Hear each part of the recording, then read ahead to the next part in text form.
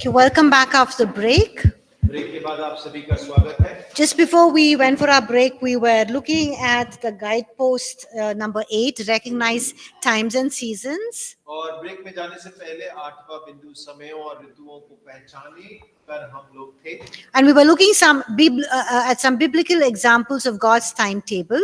और परमेश्वर के समय के कुछ उदाहरण हम लोग देख रहे थे। So in the same way, God has a timetable for us as well. वैसे ही परमेश्वर के पास में हमारे लिए भी एक समय श्रेणी है। Look at Psalm 31 verse 15. It's on page number 25. और भजन 31 का 15 देखें।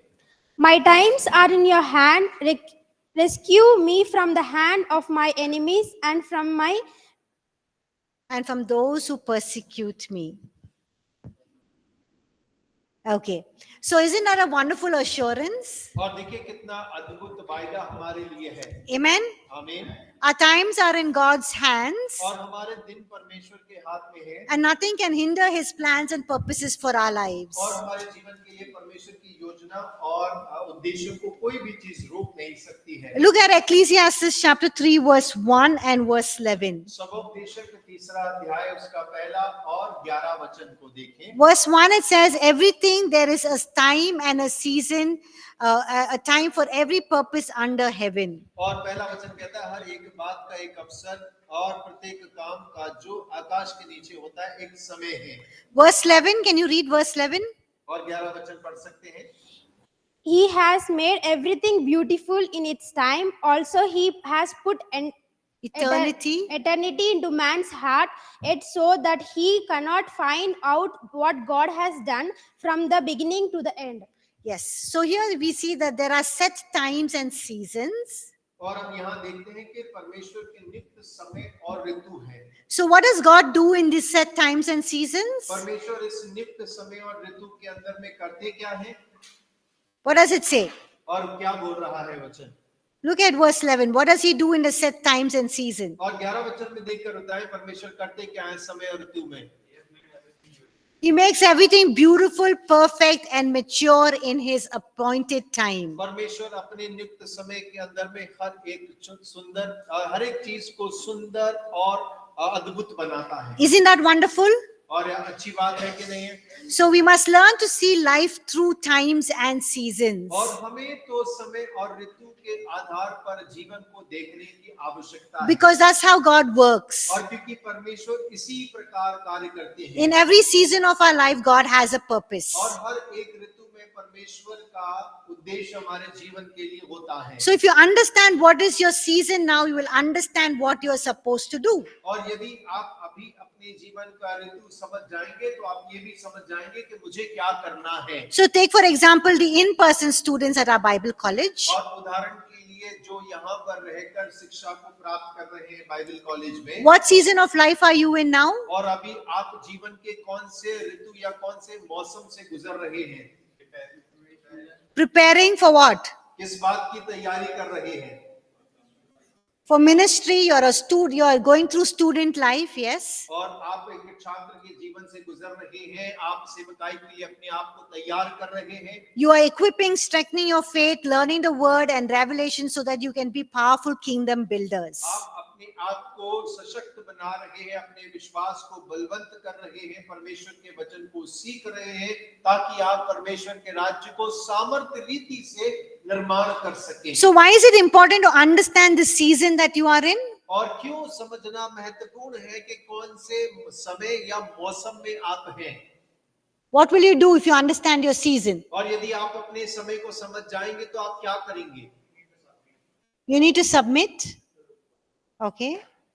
Once you understand your season, the season that you are in, what will you do? और यदि आप समझ जाते हैं कि आप सही ऋतु में हैं तो करेंगे क्या? You start working, you plan, you prepare, you use your time wisely. और आप बुद्धिमानी से अपने समय का उपयोग करेंगे, योजनाएं बनाएंगे, तैयारी करेंगे, अपने आप को तैयार करेंगे। So you won't take life easy here in a Bible college. You won't take life easy here in Bible college. और आप अपने जीवन को आराम से नहीं लेंगे कि अरे चलो बाइबल कॉलेज में तो आ ही गए हैं। You will not say, okay, no assessments, no assignments, just eat, sleep, maja karo. और आप ये नहीं करेंगे ना परीक्षा हो रही है ना लिखना पड़ रहा ना कुछ, खाओ पियो ऐश करो 4 दिन की जिंदगी। Yes, just learn some music, make some friends, have a good time. और थोड़ा संगीत बना लो, मित्र बना लो, यारी बना लो, जीवन जी लो। But you need to understand, hey, I'm here to equip my self. I'm here to strengthen my faith, learn the word of God and the revelations in God's word so that I can build his kingdom powerfully. और हमें ये समझने की आवश्यकता है कि हम यहाँ पर इसलिए आए हैं ताकि अपने आप को सशक्त बनाएं, अपने विश्वास को मजबूत करें, परमेश्वर के वचन को सीखें, प्रकाशन को सीखें, ताकि परमेश्वर के राज्य के सामर्थी निर्माण करता हम बन सके, परमेश्वर के समय को समझकर उसके अनुसार हम कार्य करने वाले बन जाएं। Look at 1 Chronicles chapter 12 verse 32 on bottom of page number 25. पहला इतिहास उसका 12 अध्याय उसका 32 वचन आप देखें, जो कि हिंदी में 27 नंबर के पेज पर है। What does it say? The sons of Issachar. और वहां पर क्या लिखा है? इस्साकार के पुत्रों में what did they have an understanding of? और उनको किस बात की समझ थी? Yes, they had an understanding of times and seasons. और वो समय को पहचानते थे, समय और ऋतु को पहचानने वाले लोग थे। So it's very important to understand the times and seasons so you'll know what course of action to take, and you will be able to carry God's call and purpose for your life. और आपको ये बहुत जरूरी है समझना कि कौन से समय के में आप हैं, ताकि अपने जीवन में जो परमेश्वर का उद्देश्य और योजना है उसके प्रति क्या कार्य करना है आपको पता होगा। Look at Ecclesiastes chapter 8 verse 5 and 6 also on page number 25. और सबोपदेशक उसका 8 अध्याय उसका 5 और 6 वचन भी देखें। What does it talk about a wise man? A wise man's heart what? What does a wise man's heart do? बुद्धिमान व्यक्ति का हृदय किस बारे में लिखा हुआ है ये? Yes, a wise man's heart discerns both time and judgment. और देखिए बुद्धिमान का जो मन है वो समय और न्याय का भेद जानता है। That means a wise man can distinguish, separate, differentiate, determine what is the what is the right time and the right action to take. और देखिए बुद्धिमान जन जो है वो इस बात को समझता है, जांचता है कि सही समय पर कौन सा सही निर्णय लेना आवश्यक है। How many of you are wise men or wise women here? और हम में से कितने बुद्धिमान स्त्री और पुरुष यहाँ पर हैं? Okay, though I think many of you are not saying you're wise. Okay, praise God for those of you put your hand up. परमेश्वर की स्तुति हो जिन्होंने हाथ उठाया, बाकियों को शक है अपने ऊपर में। If you don't think you're a wise person, ask God. He gives you wisdom freely. Better ask quickly. और यदि आपको नहीं लगता तो परमेश्वर का वचन कहता है परमेश्वर से मांगो, परमेश्वर आपको मुफ्त में बिना उल्लाहना बुद्धि देगा। So we must pray and say, God, what season of life am I in? और हमें परमेश्वर से प्रार्थना करके पूछना चाहिए, परमेश्वर मुझे बतलाइए मैं कौन से अपने समय काल के अंदर में चल रहा हूँ। Give me the wisdom and discernment to understand my season and to take the right action. और मुझे बुद्धि दीजिए ताकि मैं जान सकूं, परख सकूं और सही निर्णयों को अपने समय पर लेने पाऊं। Now look at page number 26. और हिंदी में 27 पेज पर आ जाएं। It talks about the different seasons of life. और ये जो है समय के भिन्न ऋतुओं के बारे में बात करता है। Or some examples of seasons in the life that we go through. और जीवन के अंदर में जिन ऋतुओं से हम गुजरते हैं उसके कुछ उदाहरण हम यहाँ देख पाएंगे। Now the first one is what season? और सबसे पहला कौन सा है? Yes, it's a foundation season. और ये जो है बुनियाद डालने की ऋतु है। The foundation season is a time of laying the foundation. और बुनियाद डालने का मतलब जो है हम बुनियाद डालते, नींव डालते हैं। Now why is when you're building a building, why is the foundation very important? और जब आप किसी भवन को बनाते हैं तो नींव या That is the one which holds the building, ma'am. It's very important. Even when Jesus says, build a house on the rock. So foundation gives what? और नींव क्या देती है? Strength, ma'am. Strength, stability, yes. और बल देती है, दृढ़ता देती है। If the foundation is weak, what will happen to the building? और नींव कमजोर है तो भवन का क्या होगा? It'll collapse, It'll ma'am. just collapse like a pack of cards. और बिल्कुल ताश के पत्तों के समान ढेर हो जाएगा। But is the foundation period very glamorous and great and nice and clean? और यदि बुनियाद का समय बहुत चमक स्पष्ट होगा तो कैसा होगा? It's actually very messy, right? You're digging out everything, you're digging out the whole mud. It's very messy. It's a lot of hard work and it's difficult. और देखिए बुनियाद का समय जो होता है वो बहुत गंदा, क्योंकि खोदना पड़ता है, बहुत काम करना पड़ता है, कठिन परिश्रम करना पड़ता है, हर तरफ जो है सामान फैला हुआ नजर आता है। Have you seen people digging the sun to build a foundation? क्या आपने कभी किसी को नींव खोदते हुए देखा है? Yes or no? हाँ या ना? Yes.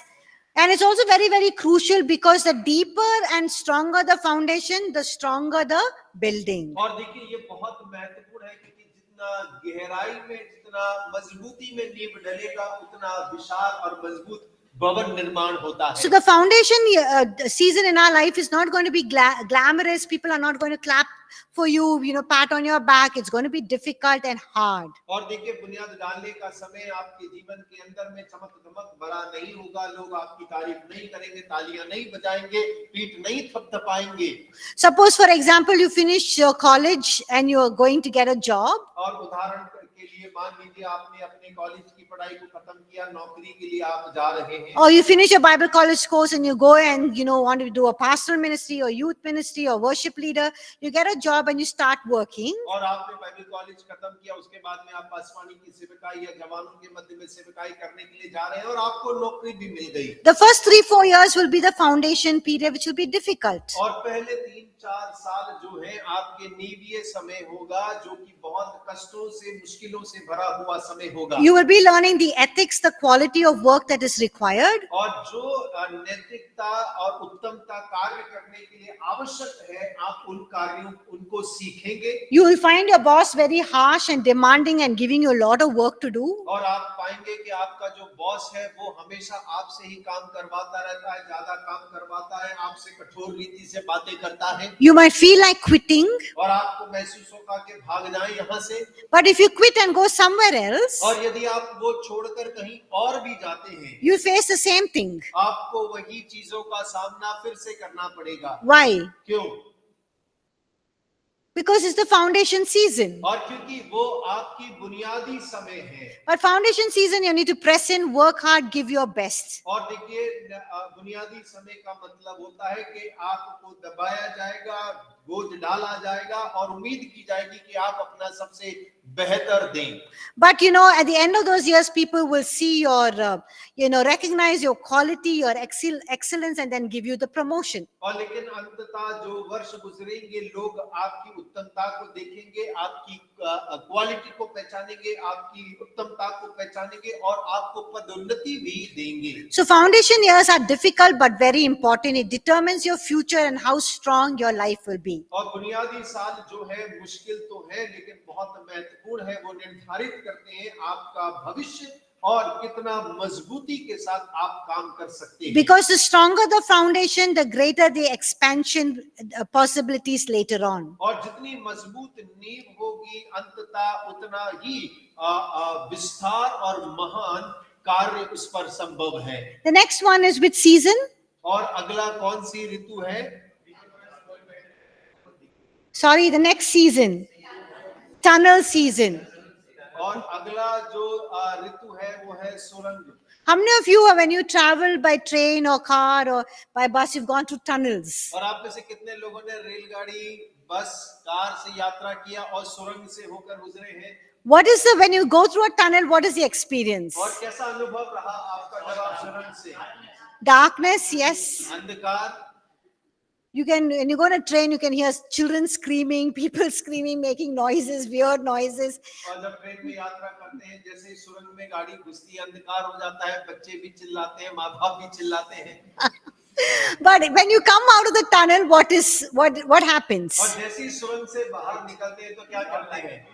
You see light, the view is very nice, very beautiful, everything is clear, visible. और सब कुछ दृश्य हो जाता है, चैन में चैन आ जाता है, सब साफ साफ दिखने लग जाता है। So in life too, we go through tunnel seasons. और जीवन के अंदर में भी कई बार हम सुरंगों से होकर गुजरते हैं। Times when there is darkness, और ऐसा समय आता है जब कई अंधकार हमारे सामने छा जाता है। when situations, troubles, difficulties, challenges just press on us and crush us. और जब समस्याएं, अंधकार, परिस्थितियां, मुश्किलें हमें दबाती हैं, कसोड़ती हैं, You can't see anything beyond, it's all darkness. और आपको कुछ भी उनके परे दिखाई नहीं देता क्योंकि पूरा अंधकार से भरा हुआ होता है। But you still hold on to God and say, God, I'm trusting you, I'm walking by faith, I can't see anything, but I'm depending on you. और आप फिर भी परमेश्वर को थामे रहते हैं, परमेश्वर से कहते हैं, परमेश्वर मैं आपके ऊपर मैं भरोसा करता हूं, मैं आपके ऊपर मैं निर्भर हूं, आप मुझे निकाल कर लेके जाएंगे। And eventually God brings us out into the light and you see the beauty and you thank God for all that he's done through that tunnel season. और परमेश्वर आपको अंततः उस अंधकार से बाहर निकाल के लाता है, आपको सुरंग की मौसम से बाहर निकाल के लाता है, आप उसकी सुंदरता को, उसकी रोशनी को देखते हैं और परमेश्वर ने जो कार्य किया उसका धन्यवाद करते हैं। Now what's the next season? और अगली ऋतु कौन सी है? Just enough season versus और मात्र abundance and harvest. और मात्र पर्याप्त की ऋतु विपरीत भरपूरी, बहुतायत कटनी की ऋतु। Now when we are children or when we are living with our parents, और जब हम बच्चे होते हैं, अपने माता पिता के साथ में निवास करते हैं, we enjoy the provision they give us. और जो सारी जरूरतें वो पूरी करते हैं, उसके आनंद उठाते हैं। We spend their money, we buy what we want. If they don't get us what we want, we throw tantrums, but we get what we want. और देखिए, हम अपने माँ बाप की जेब खाली कर देते हैं, जो मन में आता है वही लेते हैं, जो मर्जी है वही करते हैं, अगर पसंद नहीं आए तो चीजें तोड़ देते हैं, लेकिन अपनी चीज लेकर ही मानते हैं। But when we get married and we live on our own, it's a different story, right? और जब खुद का ब्याह हो जाता है, आटे दाल का भाव पता चल जाता है, तो कहानी बदल जाती है। You might live in a small one-bedroom apartment or house. और आप एक छोटे से कोठरी में निवास करते हैं। No car, maybe just a two-wheeler. और कोई चार पहिया नहीं, केवल एक छोटा खटारा दो पहिया है। Sometimes even walking. और कई बार तो पैदल ही खसकते हैं। And you don't eat out because so many bills have to be paid. और आपको जरूरत भी नहीं है क्योंकि बहुत सारी EMI सर पर खड़ी होती हैं। That's just enough season. You're just scraping through the month, just managing. और केवल आप संतुलन बनाए पड़े हैं, उससे ज्यादा नहीं, कम नहीं, संतुलन बना के चल रहे हैं। But that season is not going to last forever. और वो समय जो है वो अनंतता तक नहीं रहेगा। You grow in your job improves, your salary increases. और हम जो है बढ़ते हैं, नौकरियां नई प्राप्त करते हैं, पैसा भी बढ़ता है, तनख्वाह भी बढ़ती है। And soon you get an increment. और आपको बढ़ोतरी मिलती है। And soon comes along Johnny or Esther or Ruth. और उसके साथ चवन्नी अठन्नी भी आते जाते हैं। No, Johnny, Esther, Ruth, children, Johnny अठन्नी और चवन्नी रूथ इस्तर भी आ जाते हैं। You can afford more, 2-bedroom house, maybe a car. और देखिए, फिर आप जो है कोठरी से निकल के 2 बिस्तर के कमरे में चले जाते हैं, फिर मोटरसाइकिल से आप कार ले लेते हैं। So you move from, just enough to abundance and harvest season. और केवल खाने मात्र से आप जो है अब अद्भुत या बहुतायत की ऋतु में प्रवेश कर जाते हैं। Now what's the next season? अगला ऋतु क्या है? Seasons of grief and sorrow. और दुख और सदमे की ऋतु। So sometimes we lose our loved ones और कई बार हम अपने प्रियजनों को खो देते हैं। or face both broken relationships, divorce, separation, conflict in families. और कई बार हमारे मध्य में ऐसे रिश्ते, जो रिश्ते में दिल टूट जाता है, तलाक हो जाता है, अलगाव हो जाता है, या परिवारों के अंदर में झगड़े हो जाते हैं। Sometimes, your business collapses or you lose your job, other trials hit us. और कई बार व्यापार चौपट हो जाता है, नौकरी चली जाती है, कुछ भी समस्या हमारे जीवन में हमारे सामने आ जाती है। And it brings sorrow, heartache and और brokenness. ये हमारे लिए दुख का कारण, हृदय टूटने का कारण और टूटेपन को हमारे जीवन में ले आता है। These are difficult seasons. और ये मुश्किल भरा They are- समय होता है They're part of life journey, और वो हमारे जीवन का एक भाग ही होते हैं। but they don't remain forever. God teaches us lessons and we move on. और लेकिन ये सदा के लिए हमारे जीवन में बने नहीं रहते। परमेश्वर हमें इनसे पाठ सिखाता है और हम आगे बढ़ जाते हैं। Now, what is the next season? अगली ऋतु कौन सी है? Trials and challenges. परीक्षाओं और चुनौतियों की ऋतु। And we face all of these things, but God uses them to shape us, test us, and refine us like gold. और देखिए हम सभी इन सब परिस्थितियों का सामना करते हैं, लेकिन परमेश्वर इन सब का इस्तेमाल हमें हमारा रूप ढालने के लिए, हमें परखने के लिए और सोने के समान शुद्ध करने के लिए इस्तेमाल करता है। So after going to the fire, we come out pure, strong, valuable for His kingdom. और जब हम आग से होकर गुजरते हैं तब हम परमेश्वर के राज्य के लिए कीमती बन जाते हैं, शुद्ध बन जाते हैं और ठोस बन जाते हैं। Now, what's the last season mentioned there? और अंतिम ऋतु क्या है? Season of motherhood or parenting. और अभिभावकपन या मातृत्व की ऋतु। Now, some ladies, they get married, they have children, and they become mothers. और कुछ महिलाएं जिनका विवाह हो जाता है, विवाह के बाद संतान उत्पन्न हो जाती हैं। And they say, I studied so much. I got such good grades, such big degrees. And look at me, I'm here confined, these 4 walls, just changing these diapers, feeding the babies, cooking, washing, cleaning. What's the use of doing all the studies? और कई सारी माताएं बहनें इस प्रकार से कहती हैं, देखो इतना पढ़ने का क्या फायदा हुआ, सोने का बिल्ला लेने का क्या फायदा हुआ, डिग्रियां प्राप्त करने का क्या फायदा हुआ, 4 दीवारी में आकर ये रोटी थोपने पड़ रही है, डायपर बदलना पड़ रहा है, झाड़ू पोछा करना पड़ रहा है, जिंदगी की कोई कीमत नहीं है। But that's just the season. और लेकिन मान लीजिए केवल सुन लीजिए, केवल ऋतु है, थोड़े समय की बात है। Your children will grow up, they'll go to school, and you'll be able to move on to another season of life where you can take a job. और देखिए आपके बच्चे बड़े हो जाएंगे, स्कूल चले जाएंगे, एक और समय की ऋतु आएगी, तब आप फ्री हो जाएंगे, आप नौकरी कर पाएंगे। So don't grumble and murmur. और आप कुड़कुड़ाए नहीं, Just enjoy the season of motherhood while it lasts. और आप उस मातृत्व का लाभ उठाइए, आनंद बनाइए, क्योंकि वो ज्यादा समय नहीं रहने वाला है। And there's another side where women, they don't have children. They're waiting for children. Very painful season.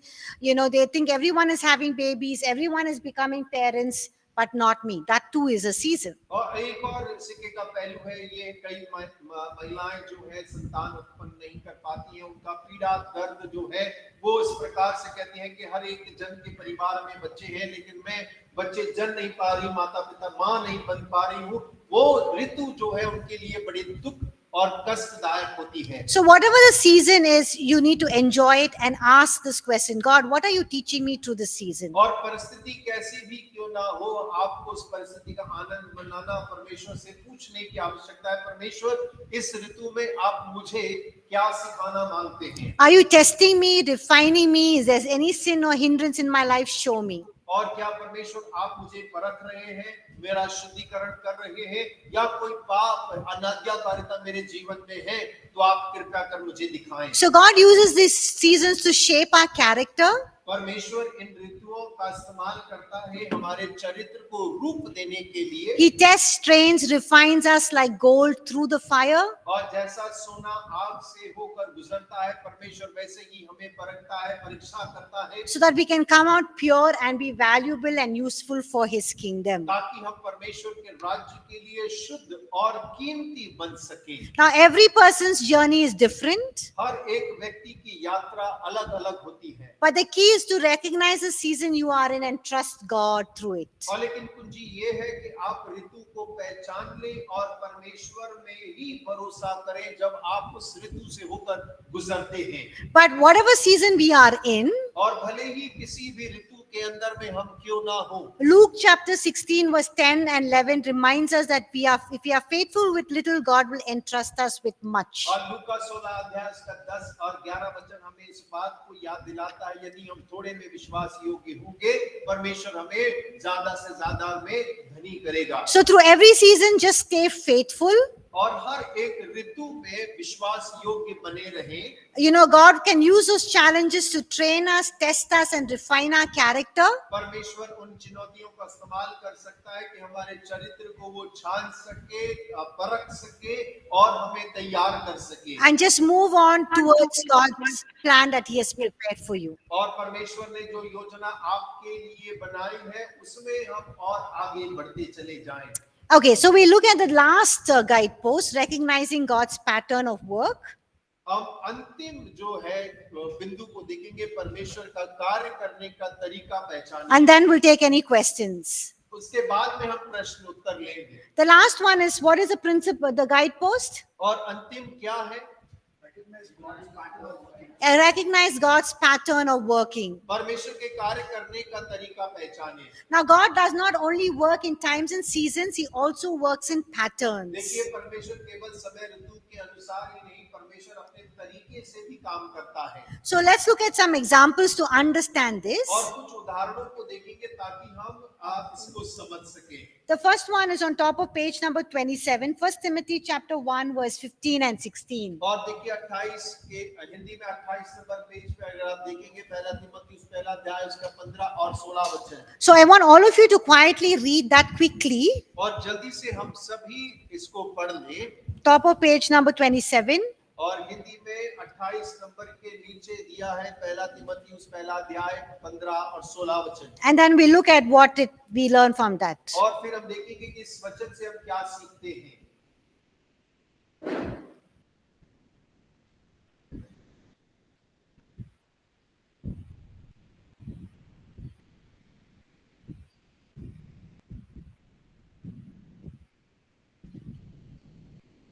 So what is a pattern that Paul is talking about here or telling Timothy in 1 Timothy 1, 15 and 16? और पौलुस कौन से तरीके की बात जो है तीमुथियुस को पहला तीमुथियुस 1 15 16 में कह रहा है?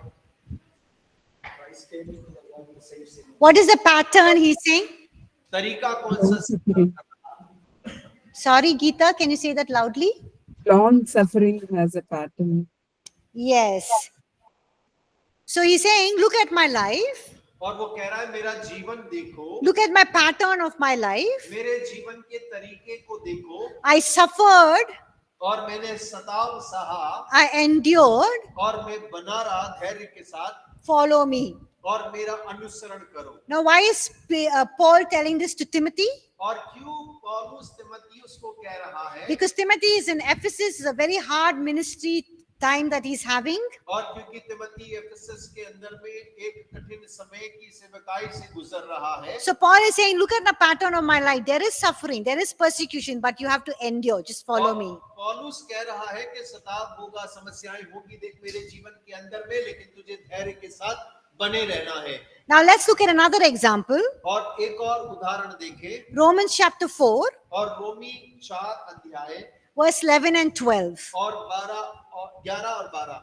Now Paul very beautifully is giving an example to the Jewish and the Gentile believers at the churches at Rome. और देखिए रोम की कलीसिया के अंदर में यहूदी और अन्य जातियों के प्रति एक सुंदर उदाहरण पौलुस यहाँ प्रस्तुत करता है। And he's telling the Jews और वो यहूदियों से कह रहा है that you cannot be made righteous or right before God by keeping the law or by circumcision. और तुम व्यवस्था को मानने और खतना कराने के द्वारा धर्मी नहीं ठहराए जा सकते। Because some of the Jews who were becoming believers, और क्योंकि कुछ यहूदी लोग जो विश्वासी बन गए थे they were becoming part of the church, और वो कलीसिया का भाग बन गए थे, and they were telling the Gentiles, hey, you have to be circumcised and you have to keep the law, the Old Testament law. और वो अन्य जातियों से कहने लगे कि तुम्हें खतना भी कराना पड़ेगा और पुराने नियम की व्यवस्थाओं को भी मानना पड़ेगा, तब तुम उद्धार पाओगी।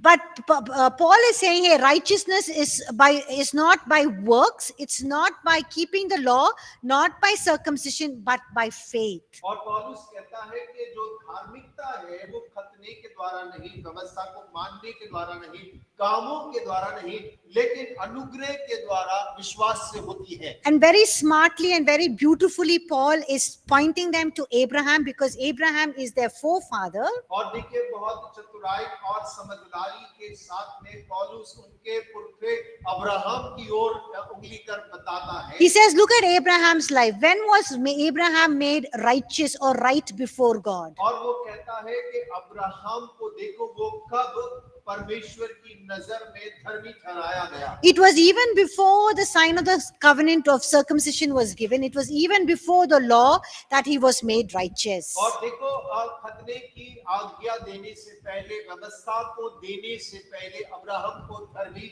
ठहराया गया है। So how was he made righteous? He was made righteous because he believed in God. He had faith in God. और कैसे वो धर्मी ठहराया गया? उसके विश्वास के द्वारा उसने परमेश्वर पे विश्वास किया और उसे धर्मी ठहराया गया है। So he's telling the church at Rome that, when you put your faith in Jesus Christ, you will be made righteous. It's not by keeping the law, not rituals, not by works. और वो रोम की कलीसिया को कहता है कि तुम कब धर्मी ठहराए जा सकते हो? जब परमेश्वर पर विश्वास करोगे, तुम्हारे काम और व्यवस्था या खतने के द्वारा तुम धर्मी नहीं ठहराए जा सकते। And so he's saying, follow the example of Abraham. और इसीलिए वो कहता है कि अब्राहम का अनुसरण करो। Now look at James chapter 5 verse 10 and 11. Everyone can quickly read that quietly. It's talking about Job. और देखिए याकूब उसका 5 अध्याय 10 और 11 वचन जल्दी से पढ़ ले, क्योंकि ये अय्यूब के बारे में बातें करता है। James 5, 10 to 11. याकूब 5 अध्याय उसका 10 और 11 वचन।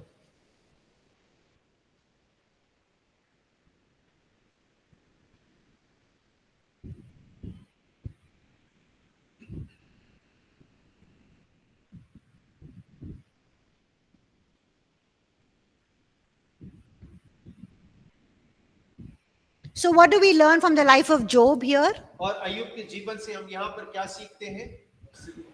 His life was a pattern of perseverance, और उसका जीवन का जो तरीका है वो धैर्य है, Suffering and patience, ma'am. suffering and patience and endurance, yes. और वो सह रहा है, धैर्यवान है, धीरज धरे। And faith in the God also, ma'am. Yes. He suffered sickness, loss and hardship, but he endured in faith. और देखिए उसने बीमारी को सहा, नुकसान को सहा, मुश्किलों को सहा, लेकिन विश्वास में बनी रहा।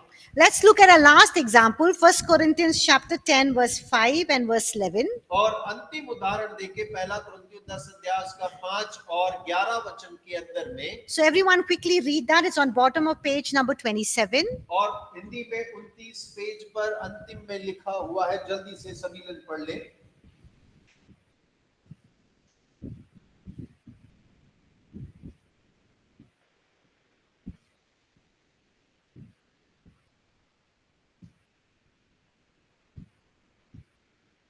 Now, why is Paul giving the example of the Israelites here? और क्यों पौलुस इजरायलियों का They disobeyed God, ma'am, and they rebelled against God. They disobeyed, they grumbled, they rebelled, they murmured, they complained against God. और उन लोगों ने कुड़कुड़ाया, बुड़बुड़ाया, अनाज्ञाकारिता की परमेश्वर के विरुद्ध। And what happened as a result of that? और उन सब का परिणाम क्या हुआ?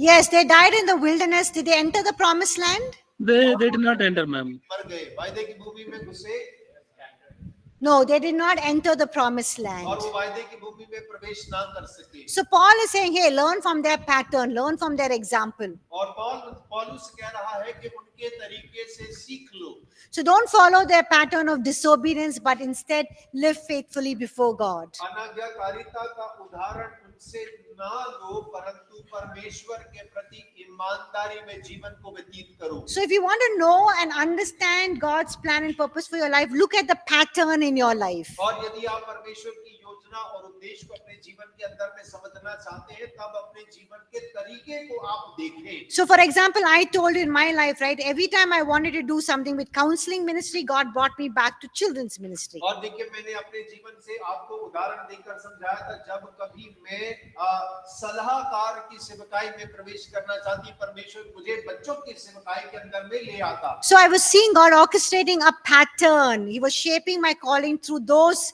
consistent opportunities. और मैंने परमेश्वर के उन तरीकों को देखा जिन्हें परमेश्वर ने नियुक्त किया जो कि निरंतर एक समान तरीके थे। So, how do you know God's plan and purpose for your life? Look at those patterns and circumstances He's weaving in your journey. और कैसे हम परमेश्वर के तरीकों को, उद्देश्यों को समझ सकते हैं? आप उन बातों को देखें जो आपके जीवन के अंदर में निरंतर परमेश्वर लेकर आ रहा है। And those will reveal His direction and confirm His purpose. और वो घटनाएं, बातें जो है आपके जीवन के अंदर में परमेश्वर के उद्देश्यों को और योजनाओं को प्रकट करेंगे। So, we learned 9 guideposts और हमने 9 बिंदुओं को सीखा है to know God's plan and purpose for our और lives. अपने जीवन के अंदर में परमेश्वर के उद्देश्य को और योजना को जानने के So, लिए। I want you to go through these and at least understand what is God's plan and purpose for your life. और मैं चाहती हूँ कि आप बार-बार इन बातों का अध्ययन करें और समझने का प्रयास करें कि आपके जीवन के अंदर में परमेश्वर की क्या उद्देश्य और योजना है। So at the end of this course, at least you should come to a place where you're saying, hey, at least I can understand what is God's plan and purpose. और That is a, ताकि इस पाठ के अंत में जब हम आए तो आप इस बात को कहने पाए कि मैं समझ गया हूँ कि परमेश्वर की योजना और उद्देश्य मेरे जीवन के अंदर में क्या है। because that is very, very important. और क्योंकि वो अत्यंत महत्वपूर्ण है। Is that fine? ठीक है। Okay. So before we move to chapter 3, anyone has any questions so far? और तीसरे अध्याय में जाने से पहले यदि किसी के पास कोई भी प्रश्न है। Yes, no? No no.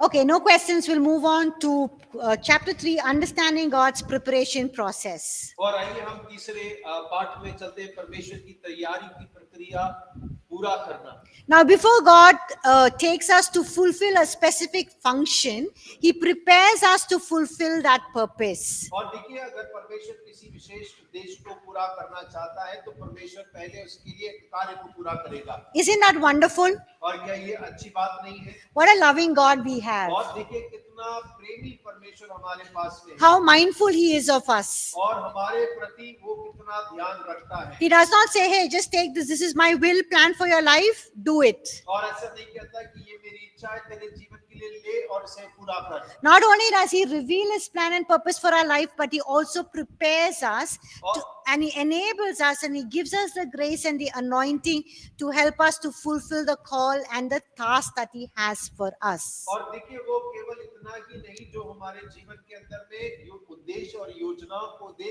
लेकिन वो हमें तैयार करता है, हमें योग्य बनाता है, हमें अनुग्रह प्रदान करता है, अभिषेक देता है और जो बुलाहट और कार्य उसने हमें सौंपा है उसे पूरा करने के लिए वो हमारी सहायता भी करता है। So we need to get ready to fulfill God's plan and purpose for our lives. और तो हमें अपने जीवन के लिए परमेश्वर के उद्देश्य और योजना को पूरा करने के लिए तैयार होने की आवश्यकता है। So tell your neighbor, tell yourself, get ready to fulfill God's plan and purpose. अपने पड़ोसी को कहिए, अपने आप को कहिए, परमेश्वर की योजना और उद्देश्य को पूरा करने के लिए तैयार हो जाओ। Which means we need to allow God to prepare us. और इसका मतलब है हमें परमेश्वर को अनुमति देना है कि परमेश्वर हमें तैयार करे। So tell your neighbor or tell yourself, allow God to prepare you. और अपने पड़ोसी से कहिए परमेश्वर को अनुमति दो कि वो तैयार करे आपको। Now, just for an example, even in the natural, we have all dreams, right? We want to become a doctor, a teacher, a professor, a pilot, whatever. और देखिए उदाहरण के लिए स्वाभाविक रीति से भी कई सपने होंगे, हम डॉक्टर बनना चाहते हैं, इंजीनियर बनना चाहते हैं, पायलट बनना चाहते हैं, कई सारे सपने हैं, हम बनना चाहते हैं। But to fulfill your dreams, you have to study, right? लेकिन सपने को पूरा करना है तो जाकर पढ़ना पड़ेगा।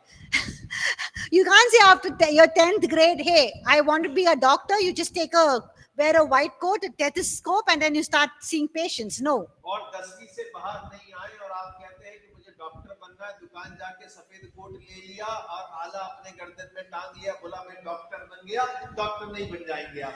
No, you can't do that, right? You have to pass your 12th grade, you go to medical school, you study for 4.5, 5 years, and then you do your internship, and then you can start your start practicing. और आप ऐसे doctor नहीं बन जाते, आपको 12वीं भी पढ़नी पड़ेगी, उसके बाद में एक मेडिकल कॉलेज में प्रवेश लेना पड़ेगा, 5 साल की पढ़ाई करनी पड़ेगी, उसके बाद में आपको अभ्यास करना पड़ेगा, तब जाकर कहीं आप डॉक्टर बन पाएंगे। So in the natural, when we do such a lot of study and preparation for worldly things, और यदि हम संसारिक कार्यों के लिए इतनी तैयारी करते हैं, इतनी पढ़ाई लिखाई करते हैं, then for spiritual things or even in ministry, we need to allow God to prepare us for His plan and His purpose. और तब सेवकाई के बारे में हमें परमेश्वर को अपने आप को तैयार करने के लिए, अपने आप को उस सेवा को करने के लिए, तैयार करने के लिए सौंपना पड़ेगा। So the question is, what does God want to accomplish through the preparation process? और प्रश्न ये है कि उस तैयारी की प्रक्रिया के दौरान परमेश्वर मेरे जीवन से क्या हासिल करना चाहता है? Or what is He trying to do as He prepares us to fulfill His plan and purpose? परमेश्वर जब मुझे तैयार कर रहा है तो उसकी तैयारी के द्वारा परमेश्वर अपनी योजना और उद्देश्य के द्वारा क्या प्राप्त करना चाहता है? So let's look at 2 Timothy chapter 2 verses 19 to 21. It's on page number 28. तो दूसरा तिमोथी दूसरा अध्याय उसका 19 और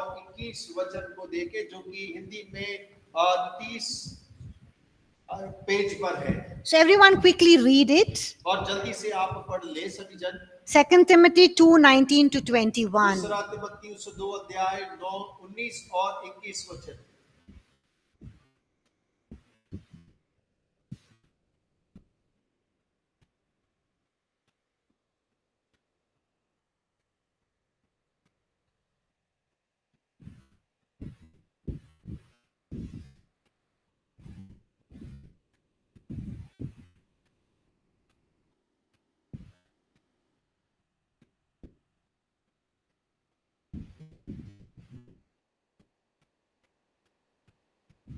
So what is God trying to accomplish through the preparation process?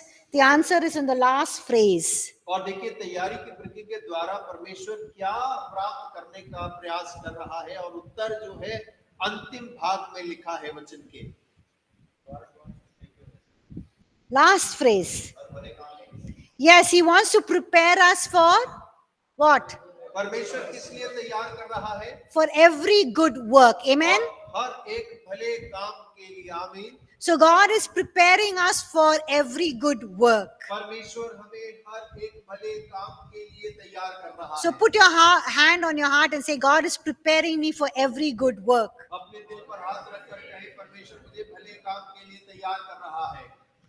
Ephesians chapter 2 verse 10 says और इफिसी दूसरा अध्याय उसका 10 वचन कहता है that we have been created in Christ Jesus to do good works which God prepared or planned ahead of time for us to walk in. और हम लोग मसीह यीशु में हर एक भले कार्य के लिए रचे गए हैं, जो परमेश्वर ने समय के पहले हमारे लिए तैयार करके रखा है। So Ephesians 2:10 say God has created for us for what? और इफिसी 2:10 क्या कह रहा है? परमेश्वर ने हमारे लिए क्या तैयार करके रखा है? He has created us for what? और किस लिए हमें परमेश्वर ने तैयार करके रखा है? Good works. और भले कामों के लिए। When has He planned these good और works? कब उसने योजना बनाई थी इन भले कामों की? Even before the foundation of the world, even before time began. और समय शुरू होने से पहले, संसार की नींव धरने से पहले परमेश्वर ने योजना बनाई है। And what should we do? और हमको क्या करना है? We should walk in it. और Yes. हमें उसमें चलना है। It says we should walk in them. और हमें उसमें चलने की आवश्यकता है। So God is preparing us, but we need to choose to walk in the good works that He has planned for us. और परमेश्वर तो तैयार कर रहा है, लेकिन हमें वो परमेश्वर की अच्छी योजनाओं में चलने की चुनाव करने की आवश्यकता है। So tell your neighbor, be ready to walk in God's good works. और अपने पड़ोसी से कहिए, परमेश्वर के भले काम में चलने के लिए तैयार रहो। Now we read 2 Timothy chapter 2 verses 19 to 21. और दूसरा तिमोथी दूसरा अध्याय 19 से 21 अभी हमने पढ़ा था। Now we see 4 essential things from that. और इसमें हम 4 प्रमुख बातों को देखते हैं। The first thing is that God wants us to be vessels. What kind of vessels? और पहला, परमेश्वर हमें किस प्रकार के पात्र बनाना चाहता है?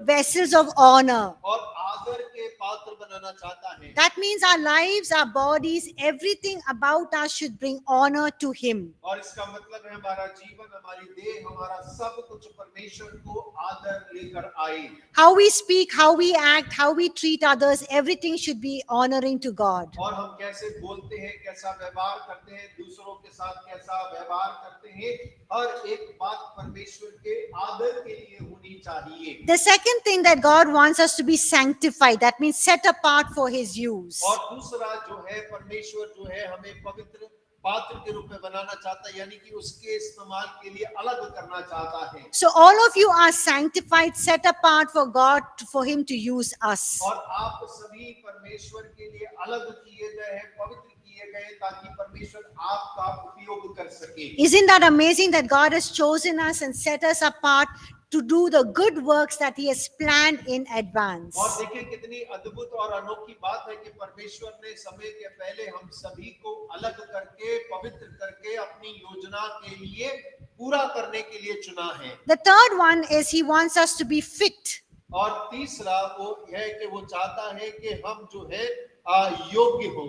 And the fourth one is He wants us to be prepared for every good work. और चौथी बात है हम हर एक भले कार्य के लिए तैयार किए जाएं। Now you need to understand that the first two, that is being vessels of honor and being sanctified, have to do with who you are as a person. और आपको पहले दो बातों को, इस बात को समझना है कि आप ऐसे पात्र हैं जो कि पवित्र हैं और आदर के योग्य हैं, जो कि एक व्यक्ति के रूप में परमेश्वर आपको चुन रहा है परमेश्वर के कार्यों के लिए। The other two, being fit and prepared, have to do with what God does through you. और दूसरे दो बिंदु जो है कि आप एकदम योग्य बने, तैयार रहे, ताकि परमेश्वर जो आपके द्वारा करने जा रहा है उसके लिए। God is not only interested in what He can do through us, और परमेश्वर केवल इस बात में ही रुचि नहीं रखता कि वो हमारे द्वारा क्या कर सकता है। He is first and foremost interested in you as a person. परमेश्वर का प्रथम और सबसे बड़ा रुचि आपके अंदर में है, एक व्यक्ति के रूप में। He is interested in your character. वो आपके चरित्र में रुचि रखता है। Who you are to God is more important than what you do for Him. अब परमेश्वर के लिए क्या है वो ज्यादा महत्व रखता है इससे कि आप उसके लिए क्या करते हैं। So tell your neighbor, who you are to God is more important than what you do for Him. अपने पड़ोसी से कहिए आप परमेश्वर के प्रति जो है वो ज्यादा महत्व रखता है उससे जो आप उसके लिए करते हैं। You know, often we make the mistake of focusing only on what God does through someone. और कई बार हम इस गलती को कर देते हैं कि हमारा ध्यान केंद्र केवल उस बात पर होता है कि परमेश्वर किसी के द्वारा क्या कार्य कर रहा है। We say he's a great worship leader, she's a great pastor, he's a prophet, she's an apostle, you know, she's a good teacher or he's a good teacher. और कई बार हम ऐसा कहते हैं कि अरे बहुत अच्छा आराधक है, अच्छा पासवान है, बहुत अच्छा भविष्यवक्ता है, ये बहुत अच्छी प्रेरित है और बहुत अच्छे शिक्षक हैं। Yes, those are important callings. और ये जरूर महत्वपूर्ण बुलाहट है। But what God values most is our character. लेकिन परमेश्वर मूल्य किस बात को देता है ज्यादा, वो हमारा चरित्र है। Who you are as a person. आप व्यक्ति के रूप में आप कौन हैं? God is more interested in your character than your accomplishments. परमेश्वर आपके चरित्र पर ज्यादा ध्यान देता है, आपने क्या प्राप्त किया है उससे भी ज्यादा। So tell your neighbor, God is interested in your character. अपने पड़ोसी को बोलिए परमेश्वर को आपके चरित्र की ज्यादा चिंता है। Now we need to understand in God's preparation process, और हमें परमेश्वर की तैयारी की प्रक्रिया में इस बात को समझने की आवश्यकता है। it takes time. और समय लगता है। No, we are all instant generation. और हम सभी तो चुटकी बजाकर सब कुछ पाना चाहते हैं। We want everything very quick. और हमें तो हर चीज पल भर में चाहिए। 2-minute Maggi noodles. और 2 मिनट के अंदर मैगी तैयार चाहिए। Or just take the food, put it in hot water and cut it open and eat. और या तो तैयार खाना बाजार से लाएं, उबलते पानी में डालें, निकालें, काटें और खा लें। We just want everything instant, quick and fast. और हमें तो हर एक चीज तुरंत जल्दी 2 मिनट के अंदर हमें चाहिए। We don't have the patience to wait. हमें इंतजार करने की आदत नहीं है, But God, when God takes us to the preparation process, it takes time. लेकिन जब परमेश्वर तैयारी करता है ना, उसमें समय लगता है। Sometimes 5 years, 10 years, 30 years, 40 years. कई बार 5 साल, 10 साल, 30 साल, 40 साल लगते हैं। So we'll ask God, what are you doing for such a long time? और आप पूछ सकते हैं, परमेश्वर इतना लंबा समय क्यों ले रहे हैं आप? You know, when will I start my ministry? मैं अपनी सेवकाई कब शुरू करूंगा? God is saying, be patient, my child. परमेश्वर कहता है, बेटा धीरज रख ले। Look at the men in the Bible. Bible के अंदर में जनों को देख ले, See how long the preparation process took for them. और उन्होंने तैयारी का समय कितना गुजारा है, इस बात को जरा जांच ले। So if you look at the life of Moses and Paul and David, you see the preparation process was 13 years, 17 years, 40 years. और यदि हम दाऊद का, मूसा का, पौल के समय को देखें, तैयारी का 13 साल, 30 साल, 40 साल जो है, उनकी तैयारी का समय लगा। We look at that in the next class. और उसे हम अगली क्लास में देखेंगे। Any questions? We कोई just सवाल है? time up. समय समाप्त हो चुका है। Any questions? Any doubts? कोई संदेह है, कोई सवाल है? Okay, if not, we'll end class here. Thank you all for joining class. और आप सभी का धन्यवाद, जुड़ने के लिए हम क्लास समाप्त कर रहे हैं। Have a blessed day. God bless you all. Thank you, thank you. Ashish they. Thank you. Thank you.